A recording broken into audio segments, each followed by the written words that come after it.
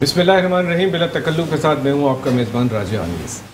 बिला तकल्लुफ़ के फॉर्मेट के मुताबिक आज हम मुख्तलिफ़ मौज़ूआत पे बात करेंगे और कोशिश करेंगे आप तक वो तमाम इंफॉर्मेशन पहुँचाई जाए जो आप सुनना चाहते हैं, समझना चाहते हैं। जैसा कि हम जानते हैं ज़माने क़दीम से मुख्तलिफ़ लोगों के दरमियान लड़ाई या जंग की सूरत हाल, उसके बाद मुख्तलिफ़ गिरोह कबीलों के दरमियान, फिर मुख्तलिफ़ ममालिक के दरमियान जंग की सूरत हाल चलती चली आ रही है और जंग होती चली आ रही है। मुख्तलिफ़ अदवार में जंग के तौर तरीके मुख्तलिफ रहे हैं। पहले ज़माने में जैसा कि हम जानते हैं तलवारों से लड़ाई होती थी, फिर बंदूकों का दौर आया, फिर टैंक, फिर तोपें आई, फिर उसमें एटॉमिक वार भी आ गई। अब वक्त आ गया है, थोड़ा सा इसका सिनेरियो चेंज हो गया। एक नई इस्तिलाह आजकल इस्तेमाल की जा रही है जिसको 5th जनरेशन हाइब्रिड वॉर कहते हैं। आज हम इस पर बात करेंगे कि 5th जनरेशन हाइब्रिड वॉर क्या है, पाकिस्तान इसको कहाँ देखता है, पाकिस्तान इस वक्त कहाँ खड़ा है, पाकिस्तान उसके लिए कितना तैयार है। इसके अलावा हम एक बड़ा इंपॉर्टेंट इशू हमने अपने गुज़िश्ता प्रोग्राम्स में जिक्र किया था अफ़गानिस्तान के बारे में। 15 अगस्त को जब तालिबान ने वहाँ टेक ओवर किया, उसके बाद तालिबान वहाँ आ गए, फिर वहाँ इंटरम गवर्नमेंट बनी, उसके बाद इंक्लूसिव गवर्नमेंट बनी। इसके ऊपर हमने मुख्तलिफ प्रोग्राम्स किए। PIA का भी हमने जिक्र किया कि PIA ने वहाँ से तकरीबन 7,500 लोगों को रिस्क्यू किया। मुख्तलिफ हम अदवार का जिक्र करते चले आ रहे हैं जब से तालिबान गवर्नमेंट वहाँ पर कायम हुई है। इस वक्त उनकी इंक्लूसिव गवर्नमेंट है। इसके अलावा उनके जो माशी मसाइल हैं वो बहुत ज़्यादा है, इस पर हम गुफ्तगू करेंगे और क्या क्या मुश्किलात आ रही हैं वहाँ पे। इसके बाद हम गुफ्तगू करेंगे पाकिस्तान के माशी मसाइल माफ़ कीजिएगा माशी मसाइल पे जो कि हमें नज़र आ रहे हैं आफ्टर बजट के बाद भी हमने अपने प्रोग्राम जिक्र किया था कि ये जो गवर्नमेंट ने बजट दिया है इसके आने वाले दिनों में क्या असरात होंगे, कि आम आदमी के ऊपर क्या असरात पड़ेंगे। महंगाई दिन ब दिन बढ़ती चली जा रही है, किसी तरह कंट्रोल में नहीं आ रही है, कि आम आदमी बहुत परेशान है। उसके लिए हमारे पास आज जो पैनल मौजूद है इन तमाम बातों में गुफ्तगू करने के लिए मैं उसका तारुफ़ कर रहा था। चलूँ किसी तारुफ़ के मोहताज नहीं, ज़बरदस्त एनालिस्ट हैं, बिज़नेस कम्युनिटी से ताल्लुक़ रखते हैं, लेकिन इसके साथ साथ एक डिफेंस एनालिस्ट हैं, मुख्तलिफ़ किताबों के राइटर हैं, डिफेंस पर बड़ी ज़बरदस्त गहरी नज़र रखते हैं। मिस्टर फजल करीम दादा भाई सर आपको वेलकम कहते हैं। इसके अलावा एक और हमारे दरमियान डिफेंस एनालिस्ट हैं, आप भी मुख्तलिफ़ किताबों के राइटर हैं, बड़ी ज़बरदस्त गुफ्तगू रखते हैं, ब्रिगेडियर तारिक खलील साहब सर आपको वेलकम कहते हैं। जैसा कि मैंने कहा हम बिज़नेस पे ही बात करेंगे, पाकिस्तान की इकॉनमी पे बात करेंगे।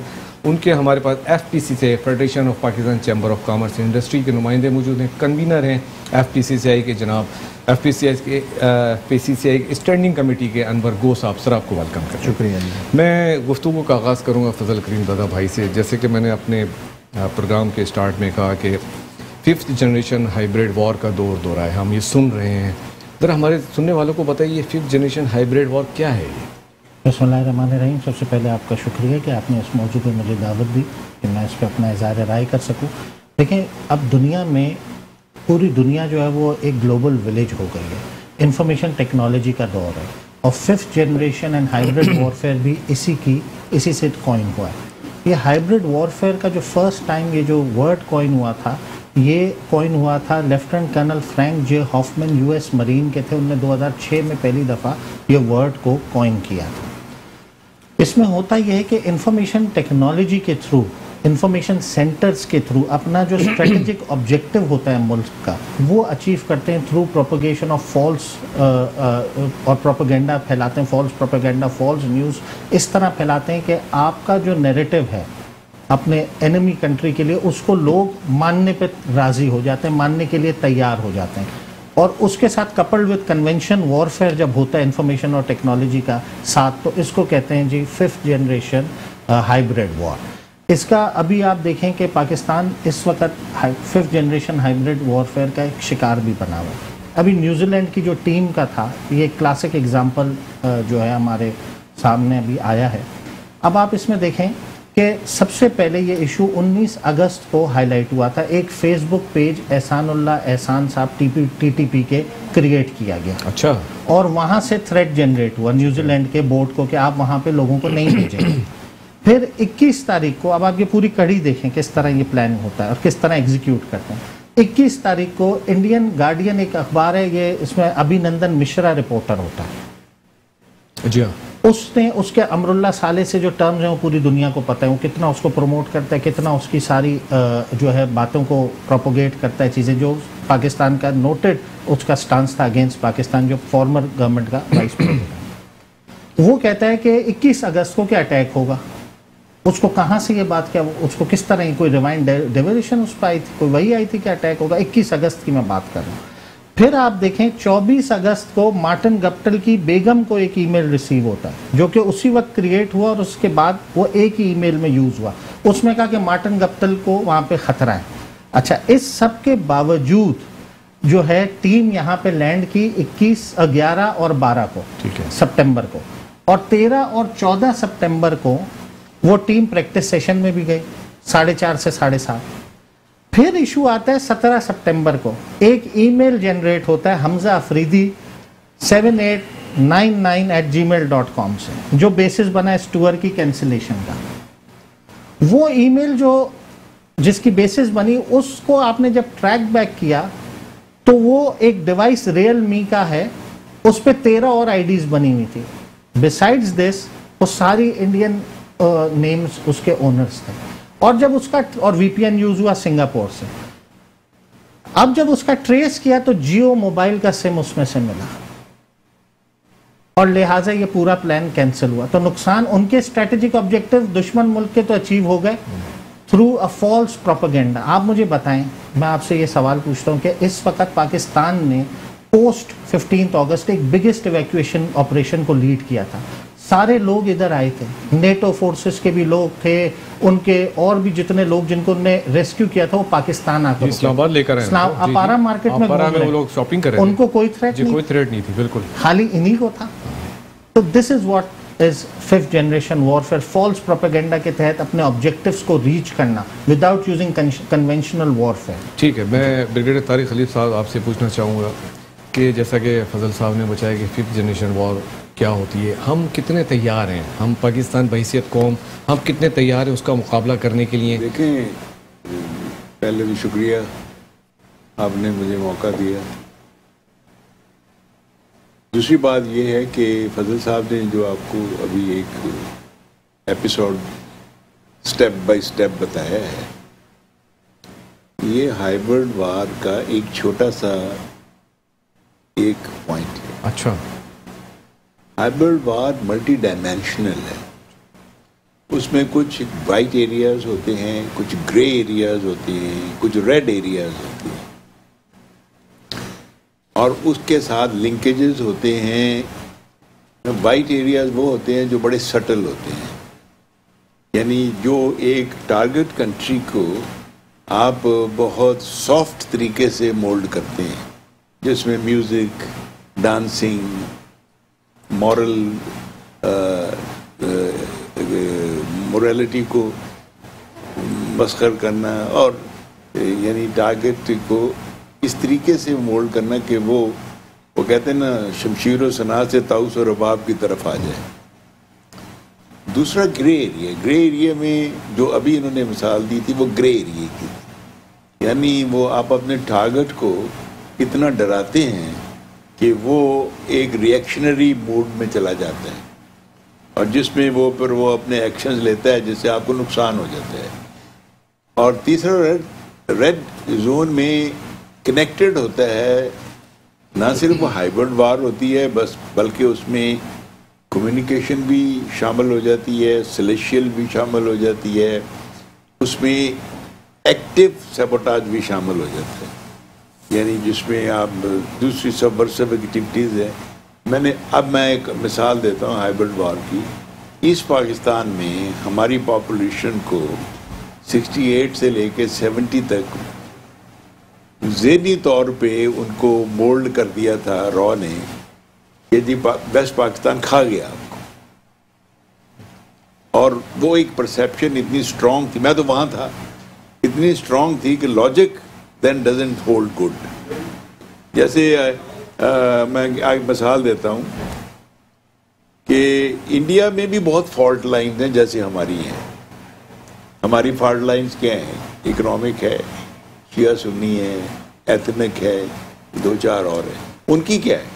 उनकी रिलीजियस है, बहुत सख्त फॉल्ट लाइन है, मुस्लिम, हिंदू, ये RSS is a big fault line. फिर उसके बाद उनकी एथनिक भी है, उनकी इकोनॉमिक्स भी है। उनको एक्सप्लॉइट करना चाहिए आपकी हाइब्रिड वारफेयर। और जो RSS का जो स्ट्रक्चर है वो, मैं बहुत टाइम नहीं है, लेकिन वो इतना पेनिट्रेट कर गया है इंडियन पॉलिटी में, एजुकेशन में, इकोनॉमी में, सोशल में, एजुकेशन में वो बिल्कुल पेनिट्रेट कर गया है। और उन्होंने एक शिकंजे, उसको आपने अंदर घुसना है उसमें आपके, और उनको आपने डिफीट करना है। To give you an example, RSS का एक एफिलिएट है कश्मीर, उसको कहते हैं Kashmir affiliate. They only deal with Kashmir, और कश्मीर में उन्होंने क्या करना है, जैसे आरएसएस का एक एजेंडा था कि 370 को एब्रोगेट करना है, वो उन्होंने करवा लिया। आर्टिकल 35 को करना है, वो करवा लिया है। और वो इतना प्रोपेगेंडा कि जी ये हमने फायदे के लिए किया है ताकि लोगों का मुफाद इसमें बेहतर हो, डेवलपमेंट हो, वगैरह वगैरह। यानी उनको एक माउफ कर देना, उनको अपने अटैक से, जिसको हाइब्रिड वारफेयर कहते हैं, कि हर आदमी से वाकई ये हमारे लिए अच्छाई है, इसमें बुराई नहीं है। ठीक है ब्रिगेडियर तारिक साहब, मैं आपसे दोबारा आपकी तरफ, अनवर गोस साहब आप बिजनेस कम्युनिटी को रिप्रेजेंट करते हैं, CCI के कन्वीनर भी हैं। जो करंट सिचुएशन चल रही है बिजनेस की, जो आपके सामने एक बिजनेसमैन है, थोड़ा सा वो डिस्टर्ब है ड्यू टू डॉलर फ्लक्चुएशन और डेफिसिट, करंट डेफिसिट, और जो हमारा रुपया डी वैल्यू हो रहा है, इसका मैं आपसे जवाब लूँगा एक छोटी सी ब्रेक के बाद। मिलते हैं एक छोटी सी ब्रेक के बाद। Welcome back. ब्रेक पे जाने से पहले अनवर गोस साहब से हम बात कर रहे थे कि बिज़नेस कम्युनिटी के हवाले से, जो बिज़नेस कम्युनिटी के नुमाइंदे हैं, कि इस वक्त जो बिज़नेस कम्युनिटी थोड़ी सी डिस्टर्ब है। जैसे कि मैंने कहा, डॉलर की फ्लक्चुएशन है, इन्फ्लेशन रेट बहुत ज़्यादा है, करंट डेफिसिट बहुत ज़्यादा है। तो क्या आपके ख्याल में क्या होना चाहिए, बिजनेसमैन को क्या करना चाहिए इस वक्त, क्या मशवरा देंगे आप गवर्नमेंट को भी? बहुत बहुत शुक्रिया सबसे पहले आपके मधु करने का, मेट्रो चैनल का ख़ास तौर पे। अनीस भाई देखें, आपने जो सवाल किया इसका कोई स्ट्रेट वन गो आंसर नहीं है। इसको थोड़ा सा ब्रीफ करने के लिए आई वुड से पहले तो मैं कहूँगा कि बिल्कुल इस वक्त जो माहौल है वो बहुत साजगार है तिजारत के लिए, और इसके पीछे जो रीज़न है वो ये है कि बेसिकली देखें, आप जो बात कर रहे हैं कि हमारे इंपोर्ट बिल्स बढ़े हुए हैं, तो इसमें कोई शक नहीं है। बिल्कुल 6 बिलियन के करीब हमारे इंपोर्ट बिल्स बढ़े हुए हैं, और उसके अगेंस्ट हमारी रेमिटेंस और एक्सपोर्ट जो है वो तकरीबन 4-4.25 के करीब है। तो हम तकरीबन 1.5 से 2 अरब डॉलर से डेफिशिएट कर रहे हैं करंट अकाउंट के अंदर। अब इसको जो है बेसिकली आप देखें, हमारे को जो है हमने कंपनसेट करने के लिए गवर्नमेंट ने जो है वो इंटरेस्ट रेट एक तो जो है वो 7.25 कर दिया है बेसिस पॉइंट लास्ट वीक। ठीक है जी, और ये हुआ है तकरीबन आपका 1.25 साल के बाद। ठीक है, और जो उस वक्त जो है हमारा इंटरेस्ट रेट 13.5% हुआ करता था, उससे उसको लेके आया है 7 पे, और 1.5 साल के बाद 7.25 पे लेके आए। तो उस दौरान जो हमारे यहाँ जो अपॉर्चुनिटीज़ दी गई इंडस्ट्री को इंपोर्ट करने के लिए, इंडस्ट्री लगाने के लिए, उसमें जो है दरामदाद बढ़ी।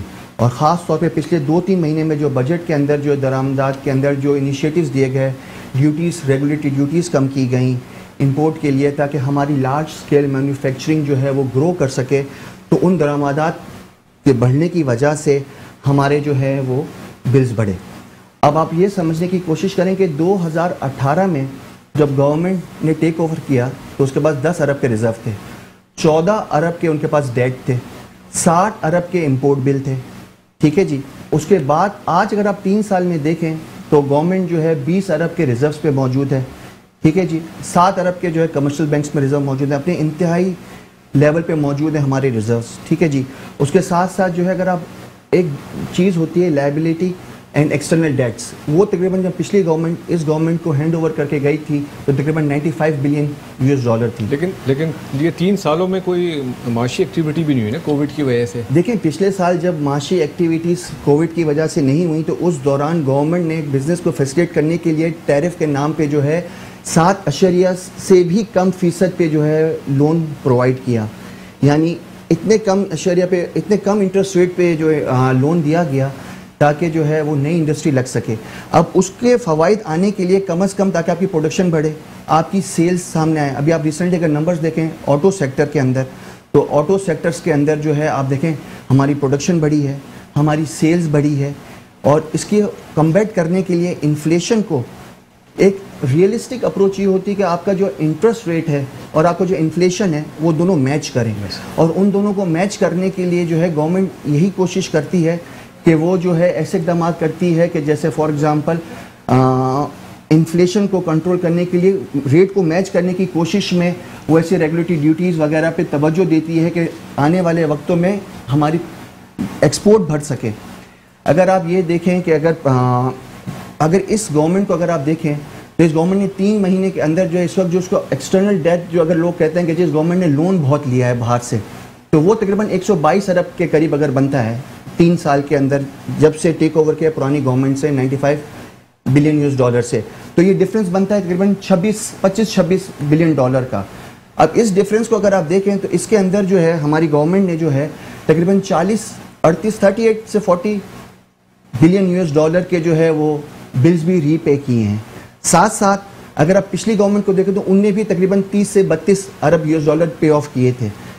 तो हमारी गवर्नमेंट ने जो है इस वक्त मौजूदा जो है जो अगर देखा जाए तो वो जो इनने लोन लिया है, अगर वो आप 122 अरब को ज़र्ब करें तकरीबन 95 से, तो ये तकरीबन 25 से 26 अरब डॉलर आते हैं जो ज़ाया नज़र आ रहे हैं। और अगर इसके अंदर आप 14 अरब देखें तो ये वो पैसे हैं जो गवर्नमेंट ने, जिसके अंदर से जो है 8 अरब सूद की और इंटरनेशनल लायबिलिटीज जो पुराने वक्तों में लोन ली थी उसकी मद में पे किए। तो अल्टीमेटली गवर्नमेंट अगर देखी जाए तो 5 से 6 अरब से ज़्यादा गवर्नमेंट ने लोन नहीं लिया, अगर टेक्निकली आप ट्राई टू अंडरस्टैंड करें। ठीक है। और रुपये को डेप्रिशिएट किया है साथ में कंट्रोल करने के लिए, ताकि चीज़ें महंगी हो जाएं बिजनेसमैन की ताकत से ख़रीदने के लिए, ताकि जो है इंपोर्ट बिल कंट्रोल हो सके। इस वक्त अगर रिज़र्व देखा जाए तो 2 दिन पहले के नंबर्स के मुताबिक आपके जो 20 अरब के जो रिज़र्व हैं वो 19.5 अरब के करीब हैं। 500 का थोड़ा सा डिफरेंस आया है, वो इसीलिए कि थोड़ा सा आपके डे टू डे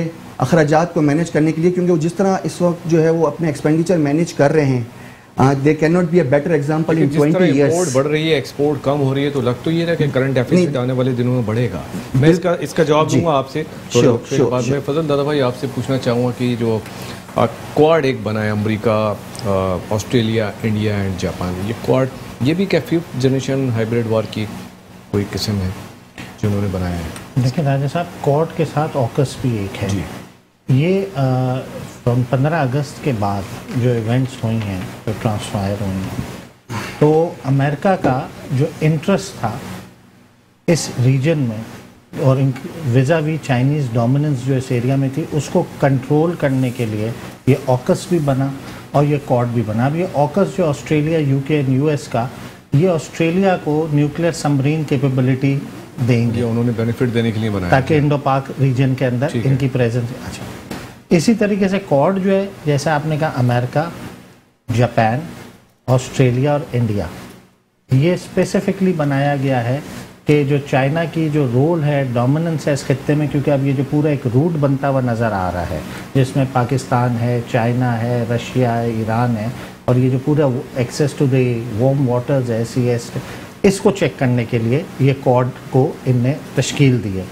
और इसके साथ आपको एक बात और भी याद होगी कि इस साल जून के अंदर G7 की एक समिट हुई थी जी, और उस G7 के अंदर भी जैसे चाइना की था, चाइना का 1 रोड 1 बेल्ट 1 रोड के अगेंस्ट जो G7 ममालिक लाएँ इस खित्ते के लिए, वो लाएँ बिल्ड बैक बेटर वर्ल्ड।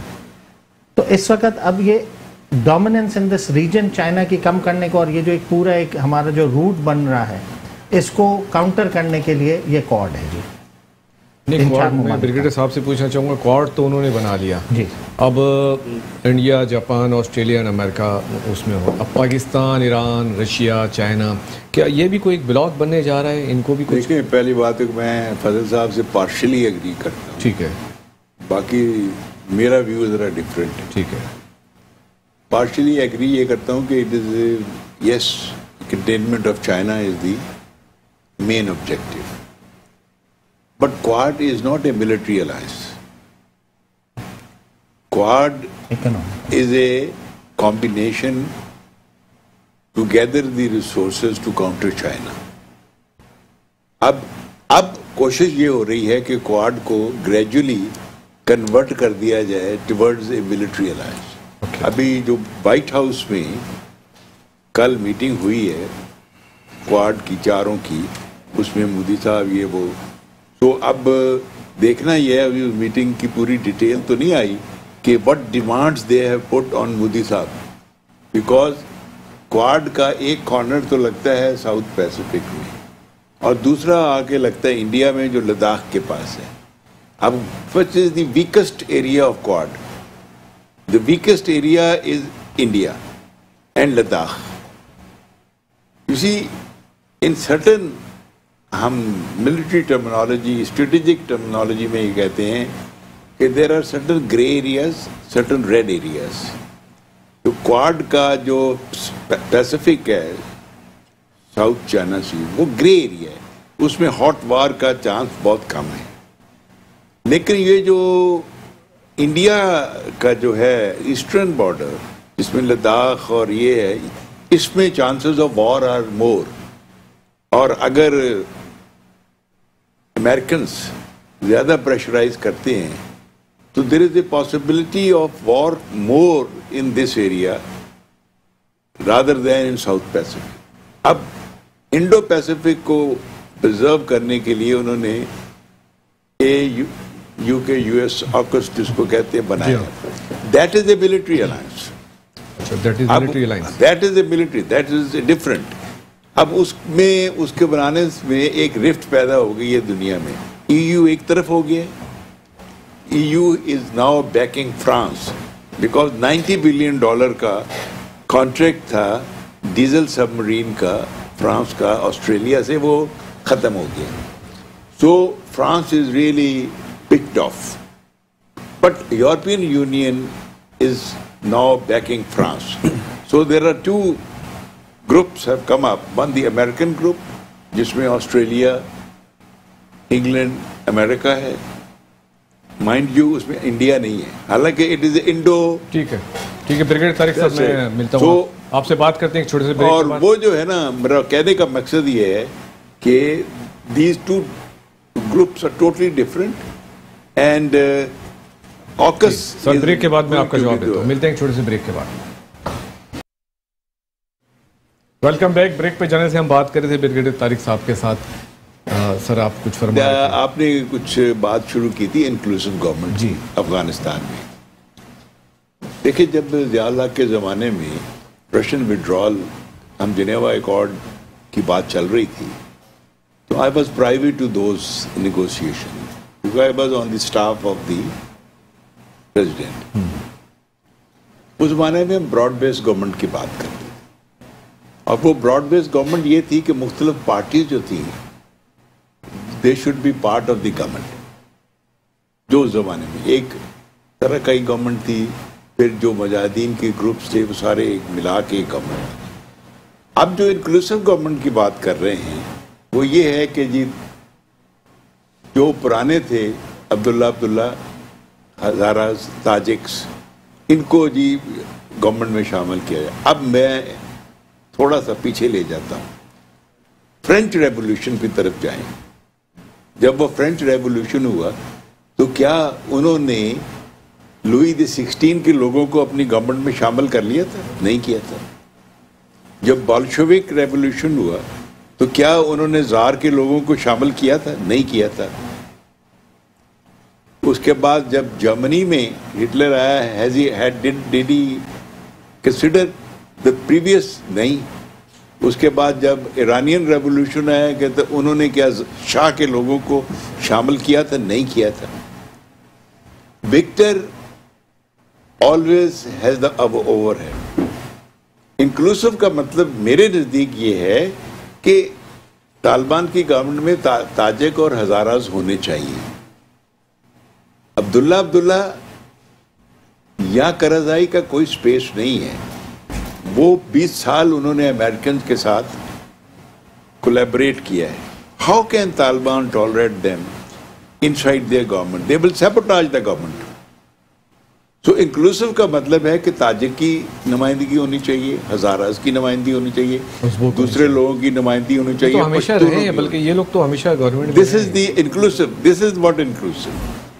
और दूसरी बात वो कह रहे हैं कि जी खवातीन की बात कर रहे हैं। देखिए, पश्तून रवायात हैं, पश्तून वाली की रवायत है, कुछ वो बात करते हैं कि जी हम शरिया और इस्लाम की बात।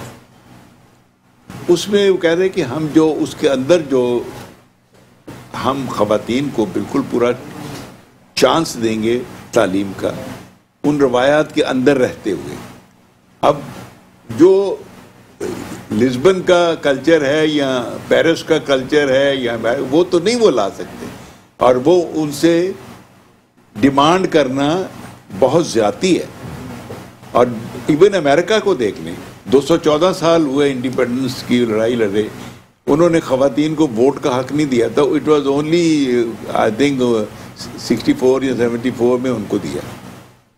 अब भी कोई प्रेसिडेंट नहीं बना। अब पहली दफ़ा एक वाइस प्रेसिडेंट बनी है खातून अमेरिका की।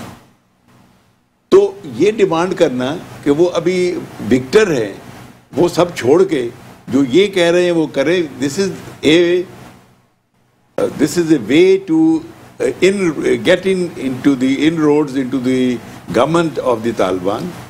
और दूसरी बात यह है कि किसी गवर्नमेंट को सेटल होने में 3 स्टेजेस होती हैं। एक, first after the victory, formation of the government, which they have done it, and they have done it according to the Doha agreement.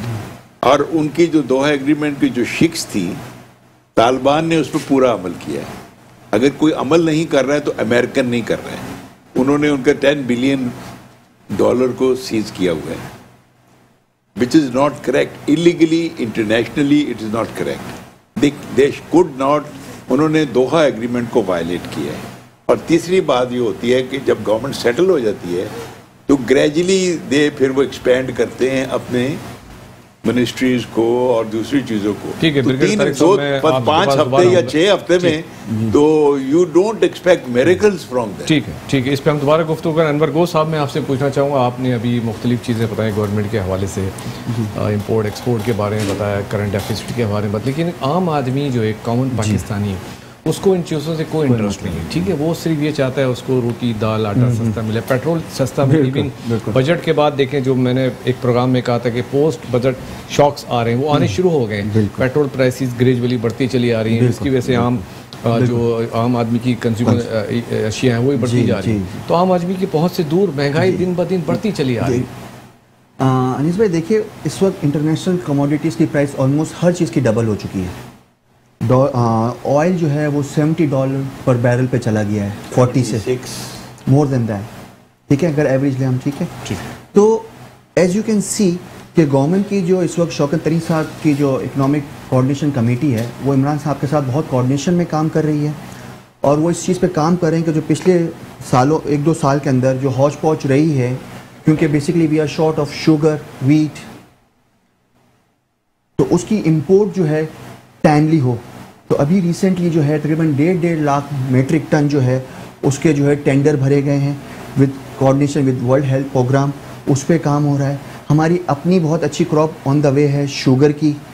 साथ में इन लोगों ने ये मेक श्योर किया कि शुगर जो है 90 रुपये से पर केजी मार्केट में ना जाए, उसके लिए यूटिलिटी स्टोर्स के ऊपर जो है वो चेक एंड बैलेंस रखने की कोशिश की जा रही है शौकत तरीन साहब की तरफ से और फूड मिनिस्ट्री की तरफ से, असद उमर साहब की तरफ से एज वेल, कि जो है वो 50 रुपीज़ 110 नहीं। तो अब देखिए, ये एक माफिया है जी।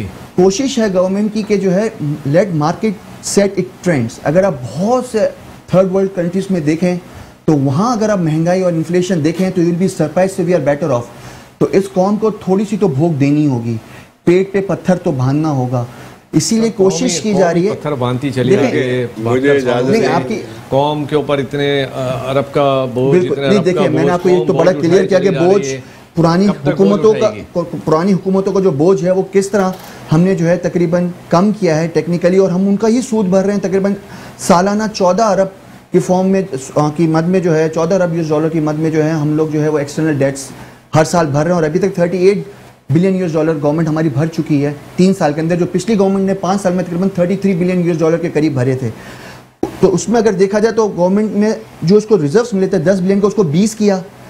साथ में जो एक स्वाप एक बैंकिंग टर्म होती है उसका भी लोन लेके गई थी पिछली गवर्नमेंट, उसके भी 2 अरब उतारे स्टेट बैंक को, 4 अरब वहाँ रिड्यूस किए। तो गवर्नमेंट ने तो टेक्निकली अगर आप देखें तो 5-6 अरब से तो ज़्यादा लोन लिया ही नहीं है। तो मैं बात थोड़ी सी करना चाहूँगा, गवर्नमेंट जो कोशिश कर रही है वो यही कर रही है। इस गवर्नमेंट की ब्यूटी ही यही है।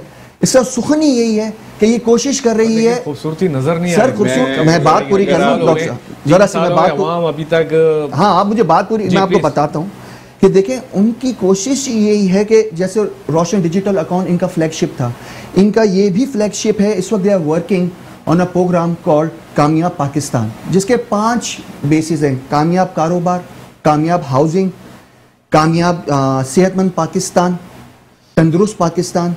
हमें PhDs नहीं चाहिए, हमें स्किल लेबर चाहिए। इस वक्त जो बाहर से मशीनरियाँ आ रही हैं, जो इंडस्ट्री लग रही है, they are all PLC based, they are programmable logical circuits पे बेस्ड हैं। तो हमें जो है अब कोविड के अंदर हम अपने स्टाफ को बाहर भेजना ज़्यादा मुश्किल है, ना कि गोरा जो है इंटरनेशनल रिक्वायरमेंट्स को फॉलो करते हुए पाकिस्तान आना ज़्यादा आसान है। फिर वो हमेशा यही रहा है कि वो एक जो है वो हमेशा टेक्निकल आदमी ब्लैकमेल करता है कि वो एक को ट्रेन करता है, खुद ट्रेन किसी और को नहीं करता। तो वो आके 100 आदमियों को हमारे ट्रेन करके जाए। तो गवर्नमेंट को ऐसा भी कुछ करना चाहिए कि जो कंपनियां बाहर से ऐसी मशीनरी इंपोर्ट कर रही हैं जिनकी ट्रेनिंग जो है वो वोकेशनल ट्रेनिंग की मद में हम करवाना चाह रहे हैं, तो हमें ऐसा स्टाफ बड़ी क्वांटिटी में अवेलेबल हो जो अब जो मशीनरी इंपोर्ट हो रही है उसके चलाने वाले जो है वाकफिर मिकदार में मौजूद हो। हमें टेक्निकल रिक्वायरमेंट भी शॉर्ट है, जिस पे जो है शौकत अली साहब बहुत ज़्यादा क्लोज कोऑर्डिनेशन के साथ काम कर रहे हैं। ठीक है। तो ये बहुत ही एक वो सेक्टर है जिसके ऊपर आपको जो है आने वाले वक्तों में, एक दिन में नहीं पर कुछ दिनों में आपको डेफिनेटली बेहतरी नजर आएगी। और मैं इस डॉलर को 170 से ऊपर जाते हुए नहीं देखता। और ये 6 महीने पहले 153 पे था और मैं इसको दोबारा 150 और 155 के 155 के बीच में देखता हूं। अल्लाह करे ऐसे। फजल करीम साहब, मैं आपसे पूछना चाहूँगा, हमने शुरू में बात की अफगानिस्तान के ऊपर, मैंने कहा था हम बात करेंगे। जैसा कभी वहाँ नज़र आ रहा है कि जो सियासी अदम इस्तेहकाम है, थोड़ा बहुत माशी अदम इस्तेहकाम बहुत ज़्यादा है। मतलब even day to day affairs के लिए उनके पैसे नहीं है। जैसे ब्रिगेडियर साहब ने कहा कि अमेरिका ने उनके अकाउंट्स फ्रीज़ कर दिए। तो आप क्या समझते हैं कि पूरी दुनिया को, हमारे प्राइम मिनिस्टर साहब ने भी UN में जो वर्चुअल कॉन्फ्रेंस उस पर कहा कि पूरी दुनिया को उनकी सपोर्ट करनी चाहिए। तो क्या आपके ख्याल में किस तरह हम उनको बिल्डअप कर सकते हैं? पाकिस्तान का शुरू से मौक़िफ़ है कि अगर इस खित्ते में पहले से पाकिस्तान कहता था कि जंग इस खित्ते का हल नहीं है, अफगानिस्तान का हल जंग नहीं है, बैठें डायलॉग करें। आज भी 20 साल बाद जब वो पुल आउट हुए और ये लोग जब आए, तो अभी भी पाकिस्तान ये कह रहा है कि इनको इंगेज करें, मीनिंगफुल डायलॉग करें। जैसे ब्रिगेडियर साहब ने अर्ज़ किया, मैं उस बात को थोड़ा सा आगे लेकर चलूँगा। इंक्लूसिव गवर्नमेंट पे जब ये बात हो रही थी, रिकग्निशन रुका हुआ है बेसिकली इंक्लूसिव गवर्नमेंट के ऊपर और दोहा एग्रीमेंट के जो पॉइंट्स थे। लेकिन दोहा एग्रीमेंट में ये तो तालिबान ने क्लियर कहा हुआ था कि जो पिछली हुकूमत के अफराद हैं या जो उनके फैसिलिटेटर्स हैं, उनको हम इस हुकूमत में नहीं लेंगे। और पहले भी जो 33 की हुकूमत बनी थी, 33 लोगों की इंटरम हुकूमत परसों की तोसी होने से पहले की, उसमें भी अगर आप कारी फसीउद्दीन देखें जो आर्मी चीफ है, वो ताजिक एथनिक ग्रुप का था। कारी दीन हानी ताजिक एथनिक ग्रुप का था। और अब्दुल सलाम हनफी जो सेकंड डेप्यूटी इनका प्राइम मिनिस्टर था, वो उज़्बेक उसका था। तो रिप्रेजेंटेशन तो थी उस वक्त भी। बहरहाल इस दफ़ा इनने जो अब परसों अनाउंस की गवर्नमेंट तरसों, उसमें इनने हज़ारा को भी लिया और जो है इवन ये नॉर्दर्न अलायंस से भी एक मेंबर को इनने लिया। अब बात आती है कि जो वेस्ट कहते हैं ना अपना कल्चर, जो सर ने भी बात कही और उसी बात को मैं आगे लेकर चलूँगा कि अब वो कहते हैं औरतों को भी इसमें इंक्लूसिव बनना चाहिए। जो उनने मुआहदे में लिखा है उसको करना चाहिए, बट टाइम भी दें। आप अपना कल्चर उठा कर ना इम्पोज कर दें। जो आपने 214 साल बाद तो पहली दफ़ा आपके उसमें असेंबली में औरत है, इस सियाह फाम 1970 में तो उनको वोटिंग का राइट मिला, तो आप उनको टाइम दें। तो पाकिस्तान हमेशा ये कहता था और अभी भी कहते हैं कि उनको इंसेंटिवाइज करें। प्राइम मिनिस्टर ने भी यही बात कही कि उनको इंसेंटिवाइज करें, उनको लें, क्योंकि इस वक्त मैनेजमेंट से ज़्यादा वहाँ पे ह्यूमैनिटेरियन क्राइसिस है। उधर आप देखें कि वैक्सीनेटेड लोग नहीं हैं, वहाँ पे दवाइयाँ अलग ख़त्म हो गई हैं, आपने अकाउंट्स अलग फ्रीज किए में। इस वक्त भी सिर्फ पाकिस्तान है जिसने 3 प्लेन लोड भेजें और 18 ट्रक लोड भेजें थ्रू रूट जो है। बाकी दुनिया कहाँ है? Where is humanity? किधर है? आप अपने लोगों को तो निकालने के लिए पूरी एक इतना बड़ा लीडिंग आपने ऑपरेशन इवैक्यूएशन का लीड किया, जो लोग आपको इंटरप्रेटर्स को भी उठा रहे हैं। What about those people? Help them out. अगर आपने उनको हेल्प नहीं किया, एनआरकी आएगी, दोबारा ये मुल्क डिस्टेबलाइज होगा। और वही बात जो प्राइम मिनिस्टर ने कल UN में कही थी कि उसका नुकसान दोबारा पहुंचेगा and will be back to square one. तो इस वक्त इमदाद देना, पूरे मुल्क को इनको इमदाद देना बहुत ज़रूरी है। जी ब्रिगेडियर तारिक साहब। देखिए, बात यह है कि अफगानिस्तान और पाकिस्तान अब चाहें ना चाहें इंटेग्रल पार्ट है एक दूसरे। 60 to 70% पश्तून आबादी पाकिस्तान में, 30% उस साइड पे। इस वक्त दो बड़े प्रॉब्लम तालिबान गवर्नमेंट को हैं। एक है फूड सिक्योरिटी और दूसरी हेल्थ सिक्योरिटी। पाकिस्तान को हर हालत में उनको सपोर्ट करना चाहिए। मैं जब ब्रिगेड कमांडर था 1982 में, 83 में पेशावर में, लंडी बोतल मेरा एरिया था, कमांडर आर्टिलरी था। 44 ट्रक उस जमाने में भी रोटियों के बन के जलालाबाद डेली जाते थे, जबकि उस जमाने के हालात और थे। तो कहने का मेरा मतलब यह है कि हमें फूड सिक्योरिटी के लिए, जैसे प्राइम मिनिस्टर ने कल कहा भी है, लेकिन पाकिस्तान को पहल करनी चाहिए। हमारा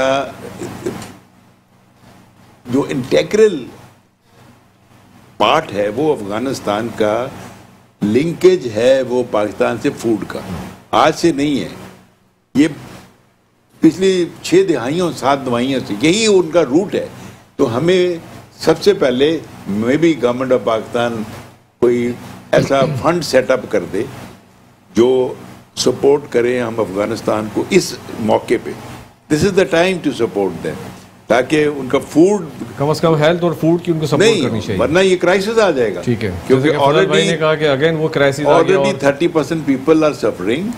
अगर एक 6 महीने सवाल और को 70% पे चला जाए। नहीं सर, यूएनडीपी की रिपोर्ट है कि 97% पॉपुलेशन बिलो पॉवर्टी लाइन चली जाएगी। तो ये तो एक ऐसा क्राइसिस होगा कि उसको नहीं संभाला जाएगा। और दूसरी, वो लोग फिर इधर आएंगे ना, आपकी तरफ आएंगे, कोई ताजिकिस्तान जाएगा, कोई कहीं जाएगा, कोई यूरोप जाएगा, भागेंगे, खाना नहीं मिल रहा होगा। माइग्रेशन कैसे होती है? और दूसरी बात यह है हेल्थ का। हेल्थ के लिए भी दवाइयाँ और ये और सारी चीज़ें वी मस्ट प्रोवाइड देम, चाहे हमें अपना पेट काट के करना पड़े। ये हमें, this is the time to support them. And अगर हमने उनको स्टेबलाइज रखना है, बाकी जहाँ तक गवर्नमेंट फॉर्मेशन का तो वो उन्होंने कर ली है, उनको कुछ टाइम लगेगा उसमें मजीद बेहतरी की तरफ। अनवर गोश साहब, ये बताइए 4 वज़ीर ख़जाना तब्दील हो गए माशाल्लाह, शौकत तरीन साहब हैं, काफ़ी काम कर रहे हैं, तो हम क्या उम्मीद रखें? कुछ बेहतरी की उम्मीद है शौकत तरीन साहब से इंशाल्लाह? जी बिल्कुल। देखें, इस वक्त वो कोशिश कर रहे हैं कि जो निचला तबका है, अंडर प्रिविलेज जो तबका है, उसको माइक्रो फाइनेंस जो है, माइक्रो क्रेडिट जो है उस लेवल पे दिया जाए, ताकि वो अपना कारोबार शुरू कर सके, वो अपने काम पे, अपने वसाइल पे ख़ुद आ सके। तो इस पे बहुत ज़्यादा काम हो रहा है इस वक्त। ये लोग एक्सपेंडिचर मैनेजमेंट बहुत अच्छी कर रहे हैं। मेरे ख्याल में ऐसी मैनेजमेंट मैंने 15-20 साल का अगर मैं डेटा देखूं और उसको इवेल्यूएट करूं तो मुझे एक्सपेंडिचर मैनेजमेंट नज़र नहीं आती। 2 इलेक्शन करीब हैं, they are spending some money, क्योंकि आपका जो FBR की जो कलेक्शन है वो अपने टारगेट से ज़्यादा कलेक्ट कर रही है। रेवेन्यू तकरीबन 400 बिलियन जो है लास्ट मंथ भी किया, इस मंथ भी जो है अपने टारगेट से करेगी। 2 महीने का टारगेट तकरीबन 600-650 बिलियन रुपीस था, वो भी ने 800 के करीब किया है। तो अगर आप हर तरीके से नंबर्स को देखो तो numbers are speaking very well. Only it's a time कि जैसे दूध गर्म हो रहा होता है, लेकिन वो उबलने में, उसको देखने में थोड़ा सा सब्र दिखाना है। और जहाँ वो सब्र दिखाया तो हर कौम को, जैसे सर ने कहा, कि भोग देना पड़ता है, तो वो हम उस स्टेज से गुजर रहे हैं। और एक्सपेंडिचर कंट्रोल है गवर्नमेंट इस वक्त, ये भी है कि उसको थोड़ा सा अपने जो है, ऑब्वियसली इलेक्शन का भी अगर आप देखें तो रोल आएगा, क्योंकि गवर्नमेंट कोशिश करेगी कि जो है वो PSDP के हेड के अंदर, जिसमें ये लोग ये रोड्स बनाते हैं, पुल्स बनाते हैं, दिखाने के लिए कि गवर्नमेंट ने काम किया है, तो उस एक्सपेंडिचर को भी इमरान साहब को देखना होगा कि इतना हो कि उसके बल पे जो है वो इलेक्शन के अंदर भी नंबरिंग होती है, हर पार्टी करने की कोशिश करती है। लास्ट गवर्नमेंट ने भी यही किया था कि ऑरेंज ट्रेन चलाई, रिंग रोड्स बनाए। ये भी गवर्नमेंट इस वक्त अपने काम तेज़ कर देगी, but still I think they will not be, जिसे कहते हैं कि अनमैनेजेबल नहीं पोजीशन क्रिएट करेगी, because they will do realistic management and that's how they are doing it, looks like on the picture. Okay Fazal भाई, क्या इकोनॉमिक रिफॉर्म्स के लिए गवर्नमेंट को आप सजेशन देंगे? आप बिजनेस कम्युनिटी से भी ताल्लुक रखते हैं। इस वक्त करंट अकाउंट डेफिसिट भी जो एक मसला है, और दूसरा हमारा एक्सपोर्ट। सिंपल बात है, आपकी करेंसी भी तभी होल्ड करेगी when you will export more and import less. हमारा हमेशा से ये प्रॉब्लम रहा है कि हम FDIs पे बहुत रिलाई करते हैं, वो नहीं आते हैं। इस वक्त पाकिस्तान को अपनी एक्सपोर्ट बेस को बढ़ाना है। आपने उस इंडस्ट्रीज़ को इंसेंटिवाइज करना है जिसकी अभी एक्सपोर्ट नहीं हो रही, सच एज सी फूड की। देखें आप थाईलैंड को देखें, उसकी इकोनॉमी सी फूड और टूरिज़्म पे चल रही है। इसी तरीके से आपको अपने इंडिजिनस रिसोर्सेज पे तवज्जो देनी है। कोल है, दूसरे हाइड्रोकार्बन, वैल्यू एडिड में जाना है। अच्छा, उसके साथ साथ फिर आपने जो है ये जो हमारी हाइड्रोकार्बन्स हैं, ये जो प्रेशियस सेमी प्रेशियस स्टोन्स हैं, उसकी आप वैल्यू एडिशंस पे जाना है, उसकी एक्सपोर्ट, तो ये वो इंडस्ट्रीज हैं, ये वो इंडस्ट्रीज हैं जहाँ पे आपका इस वक्त एक्सपोर्ट नेग्लिजिबल है। इनको डेवलप करने की ज़रूरत है ताकि आपका एक्सपोर्ट बेस जब बढ़ेगा तो आपकी रेवेन्यू जनरेशन भी ज़्यादा होगी और आप एक्सपोर्ट ज़्यादा करेंगे तो डॉलर। आपका बहुत शुक्रिया तारिक साहब, आपका बहुत शुक्रिया। अनवर गोश साहब, प्रोग्राम का वो ख़त्म हो जाता है। मैं हमेशा कहता हूँ पाकिस्तान हमारी शान, हमारी जान, हमारी आन है, पाकिस्तान पे जान भी कुर्बान है। सबसे पहले पाकिस्तान। मिलते हैं अगले प्रोग्राम में। राजा अनीस को इजाज़त दीजिए। पाकिस्तान जिंदाबाद।